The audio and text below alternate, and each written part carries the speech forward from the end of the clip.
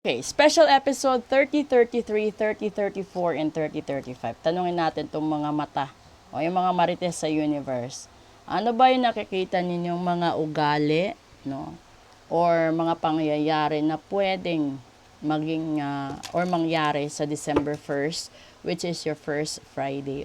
At saka last first Friday of 2023. So sa mga may barang kulam sumpa at gayuma dyan, ala, bahala. Sa may mga ritual naman, okay lang yun eh. Pero sa walang protection ritual, lagot kayo dyan pag first Friday. Lalong-lalo na pag binarang kayo. Kasi barang is leading to death.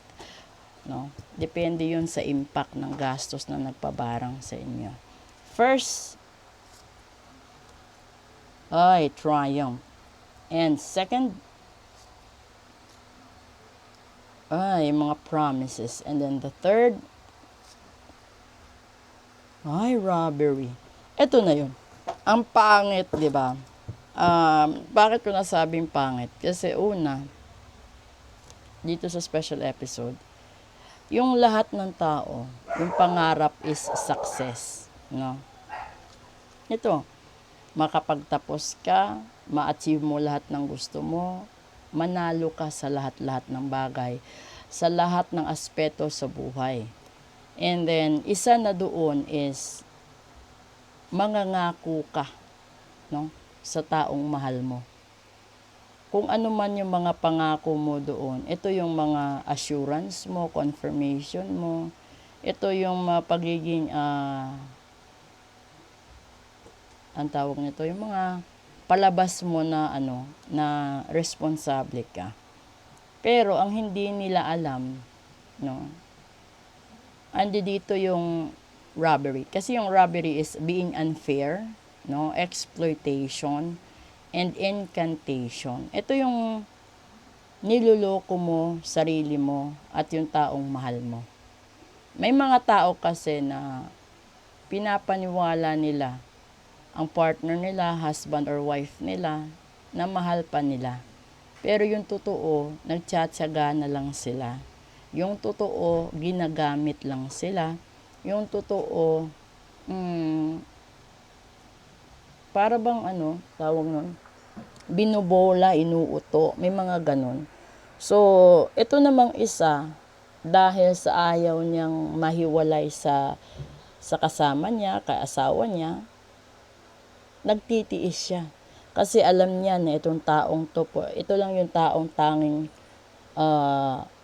kayang pakainin siya, no? Padalhan siya ng pera na lahat-lahat na ganon. 'Di ba may mga taong ganon nagpakasal ka sa isang halimbawa, no? Husband and wife. Nagpakasal si babae doon kay lalaki. Kasi sa tingin niya si lalaki kaya siyang buhayin, ibigay lahat ng gusto niya. Portion of that, kasi may mga babae na literal talagang gagawa ng paraan, maagaw lang nila yung lalaki doon sa tao or doon sa totoong mahal ng lalaki. May nangyayari yan. Kasi sa isang client ko na si lalaki may pinangakuan ng kasal. Pero along the way, ninakaw yung pagkakataon na yon na makasal siya sa totoo niyang mahal.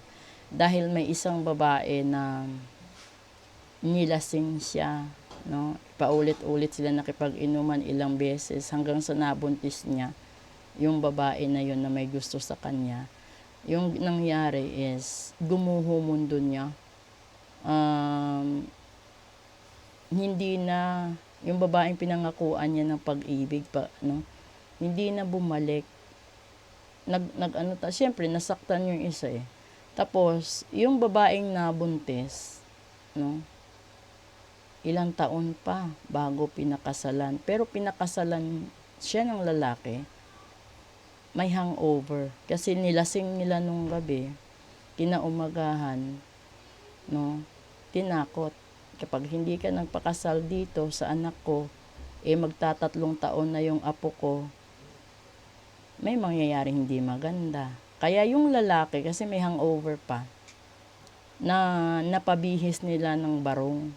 na idala nila doon sa kasalang bayan, nakasal nang hindi alam at nabigla na lang ang pamilya ng lalaki na magpahanggang ngayon, after 13 years, hindi pa rin tanggap ng in-laws ng lalaki, ay hindi pa rin tanggap ng pamilya ng lalaki yung babaeng na naikasal kahit may mga anak na sila.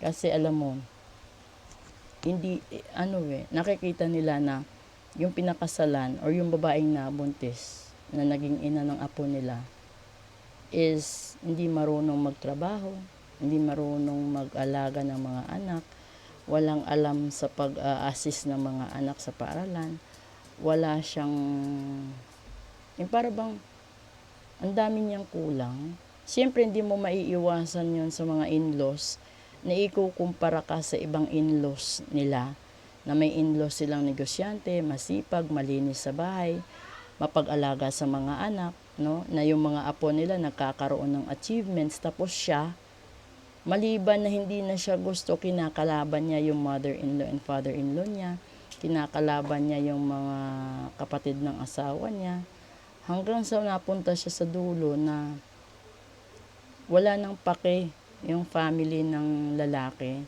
na hindi siya imbitado sa bawat okasyon. Pag pumunta siya doon, okay. Pag hindi din siya pumunta, okay lang din sa family ng lalaki. Ang pangit ng ganun. So, kung ikaw nasa ganyan, bumitaw ka na kahit kasal ka pa. Kasi wala nang katahimikan yan. Kasi yung punto dyan, hindi ikaw ang totoong mahal, ninakaw mo lang. So, kasi walang panapat walang panapat sa totoo lang yung success ng wagas na pag-ibig, yung success ng taong para sa'yo, trabaho na para sa'yo, yung success ng negosyo na talagang para sa'yo. Walang makakahadlang dyan. Ito lang yung larangan ng pag-ibig kasi laging nananakaw. Kawawa yung biktima dyan. Dahil yung lumalabas, kapag bumalik yung unang mahal niya at yung mahal niyang babae, yung kinalabasan, yun pa yung naging third party kasi siya yung kasal which is bias sa larangan ng kasal. Pero sa tadhana, hindi yun bias. Kasi yung tadhana, gumagawa talaga ng paraan na magkatagpo sila ulit kahit ilang dekada man ang lumipas. So, wala kang magagawa.